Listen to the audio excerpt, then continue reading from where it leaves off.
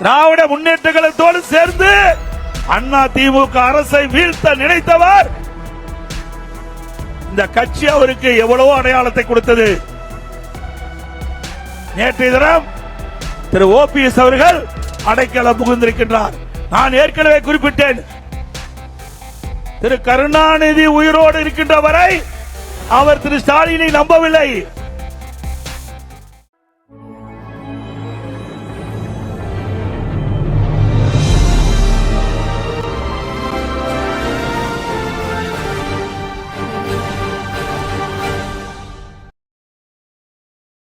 இப்பொழுது நேற்றைய தினம் அண்ணா திமுகவிலிருந்து ஏற்கனவே விலக்கப்பட்ட ஒருவர் திமுக போய் சேர்ந்திருக்கார். அவர் நேற்று பேசுகின்ற பொழுது அண்ணா திமுகவில் எனக்கு சரியான மரியாதை கொடுக்கல, வேண்டுமென்றே திட்டமிட்டு நீ வெளியேற்றுவதற்கு நடவடிக்கை எடுத்தாங்க, நாம நடவடிக்கை எடுக்கல. அப்ப பெரும்பான்மை நிரூபிக்கின்ற பொழுது மாண்புமிகு புரட்சித் தலைவி அம்மா அவர்கள் ஊர் ஊரா சென்று ரத்தத்தை வீரவியா செஞ்சு மக்களை சந்தித்து கழக நிர்வாகிகள் தொண்டர்கள் கூட்டணியோடு வெற்றி பெற்று ஆட்சி அமைத்த அந்த ஆட்சியை கவிழ்ப்பதற்கு நேற்று இதெல்லாம் விலகி போனார்ல, அவர் பெரும்பான்மை எதிர்த்து ஓட்டளித்தவர். திராவிட முன்னேற்ற கழகத்தோடு சேர்ந்து அண்ணா திமுக அரசை வீழ்த்த நினைத்தவர் அவரா வீழ்ந்து போய்விட்டார். கேடு நினைப்பவன் கெட்டு போவான், உப்பை தின்றவன் தண்ணி குடித்தே ஆக வேண்டும். அதே போல இந்த இயக்கத்திற்கு துரோகம் விளைவித்தார். அதனால அவர் வெளியேறி இருக்கிறார். உண்மையிலேயே இந்த கட்சி அவருக்கு எவ்வளவோ அடையாளத்தை கொடுத்தது. பொன்மனச்செம்மல் புரட்சி தலைவர் எம்ஜிஆர் உருவாக்கப்பட்ட இயக்கம், அம்மா கட்டிக்காத்த இயக்கம். அம்மா மறைவுக்கு பிறகு எவ்வளவு பிரச்சனை நாங்கள் சந்தித்தோம். அம்மா இருக்கின்ற பொழுது அவருக்கு தீர்ப்பு எதிராக வந்த பொழுது அவரை நம்பி முதலமைச்சர் பதவியை கொடுத்தார். சாதாரணவராக இருந்தவரை முதலமைச்சர் நாற்காலியிலே அமைத்து அமர வைத்த இயக்கம் அண்ணா திமுக. அந்த நன்றியை மறந்து பொன்மனச்செம்மல் புரட்சி தலைவர் எம்ஜிஆர் திமுக தீய சக்தி, அதை வேரோடு தமிழகத்திலே அழிக்க வேண்டும், அதற்காக அண்ணா திமுகவை தோற்றுவித்தார். அப்படிப்பட்ட பொன்மனச்செம்மல் புரட்சி தலைவர் எதற்காக இந்த இயக்கத்தை தோற்றுவித்தாரோ, யாரை எந்த கட்சியை தமிழகத்தில் இருந்து வேரோடு அழிக்க வேண்டும் என்று நினைத்தாரோ அந்த கட்சியிலே நேற்றைய தினம் திரு ஓபிஎஸ் அவர்கள் அடைக்கலம் புகுந்திருக்கின்றார். நான் ஏற்கனவே குறிப்பிட்டேன், பி டீம் என்று இப்பொழுது பி டீம் நிரூபணமாகிவிட்டது. அது மட்டுமல்ல, திராவிட முன்னேற்ற கழகத்துடைய தூண்டுதின் பேரிலே நம்முடைய இயக்கத்திற்கு பல்வேறு இடையூறுகளை செய்தார். வழக்கு மேல் வழக்கு போட்டு இந்த இயக்கத்தை முடக்க பார்த்தார்.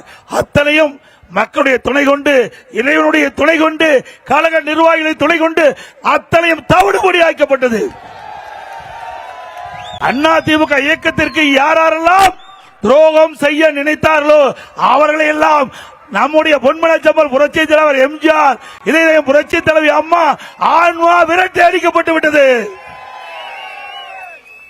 இப்பொழுது அண்ணா திமுக ஒரு தூய்மையான இயக்கமாக, எவருக்கும் அஞ்சாம இருக்கின்ற இயக்கமாக, எத்தனை சோதனை வந்தாலும் அத்தனை சோதனைகளை வென்று இன்றைக்கு தமிழகத்திலே ஒரு வலிமையான இயக்கம் அண்ணா திமுக இயக்கம். இன்றைக்கு ஸ்டாலினால் ஒன்று செய்ய முடியல, எவ்வளவோ பிடிஎம் தூண்டிவிட்டு பார்த்தார், அத்தனை நாம் முறியடித்து விட்டோம். மக்களுடைய செல்வாக்கு மிக்க இயக்கம் அண்ணா திமுக இயக்கம். இதை எந்த கொம்பனாலும் இந்த இயக்கத்தை அழித்து விட முடியாது. இந்த தொண்டத்தில் இந்த இயக்கத்தில் தான் உழைக்கின்றவருக்கு மரியாதை கிடைக்கும். நம்மை போல் இருக்கின்ற சாதாரண தொண்டன் கூட உச்சபட்ச பதவிக்கு வர முடியும் ஒரே இயக்கம் அண்ணா திமுக இயக்கம்.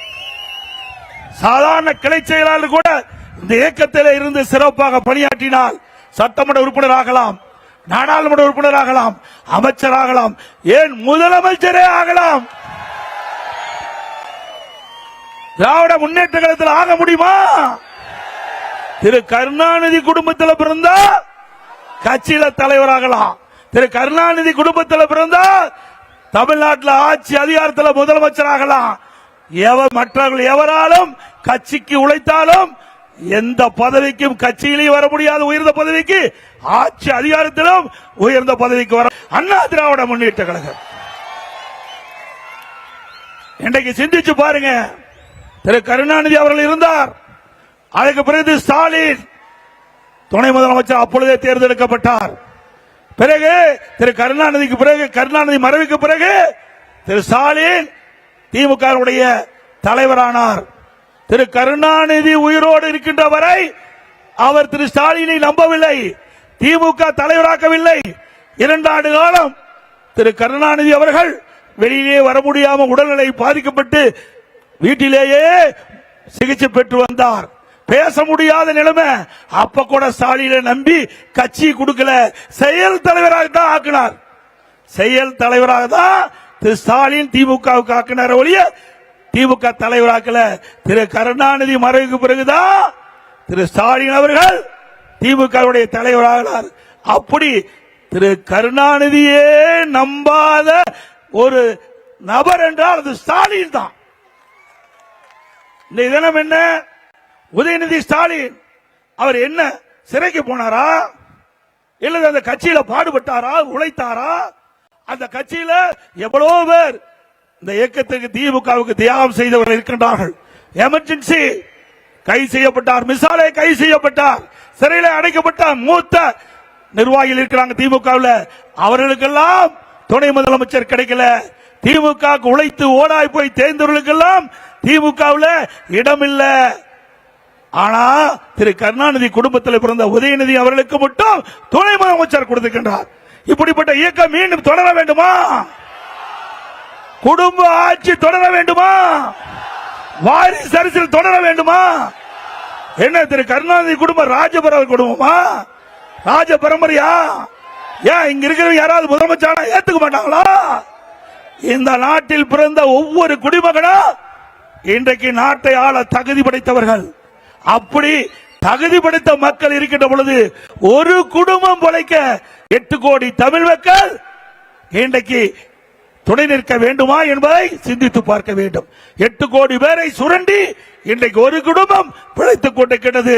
அந்த குடும்பத்தை வீழ்த்துகின்ற தேர்தல் இந்த சட்டமன்ற தேர்தல். வீழ்த்துவீங்களா? நல்ல சத்தமா சொல்லுங்கம்மா. ஆக இந்த குடும்பம் தமிழகத்தில் இருக்கின்ற வரை சுரண்டி கொண்டே இருக்கும், மக்களை வஞ்சித்துக் கொண்டே இருக்கும், மக்கள் துன்பப்பட்டுக் கொண்டே இருப்பார்கள்.